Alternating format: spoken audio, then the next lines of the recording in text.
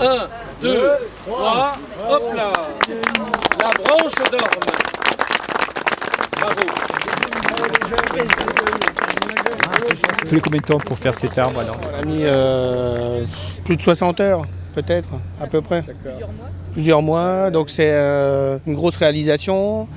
Les dimensions, c'est 6 mètres de haut, c'est 1 tonne 350 de matière, de la tôle de 10 mm d'épaisseur.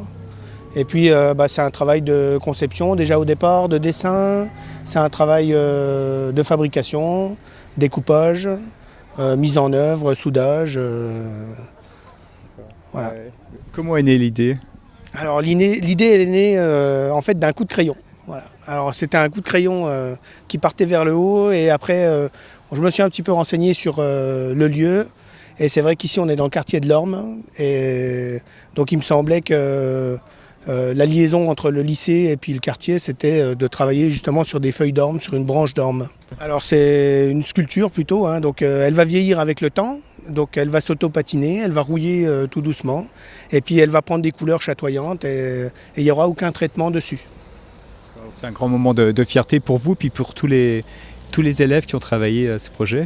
Voilà, donc c'est surtout un aboutissement, on va dire, de 2 années scolaires, parce que le projet c'était le temps de la conception et le temps de la réalisation, c'était 2 années scolaires, avec une participation de plusieurs sections. Il y avait 4-5 classes dessus, voilà. Découpage au chalumeau Oxy-Cooper, assemblage par soudage, on a vu quand on d'autres projets dans les cartons. Donc on va participer à un concours national qui est organisé par la Fédération de la métallerie, concours Métal Jeune. Donc cette année le thème c'est Contes et légendes. Donc on a l'idée de travailler sur un livre qui va s'ouvrir, enfin on va travailler le métal comme si c'était de la dentelle. Voilà, donc encore quelque chose de plus petit que cette œuvre, mais beaucoup plus raffiné. En tout cas, avec cette sculpture, vous redonnez des lettres de noblesse à la chaudronnerie. À la chaudronnerie, il y a toujours des lettres de noblesse parce qu'elle est présente partout autour de nous.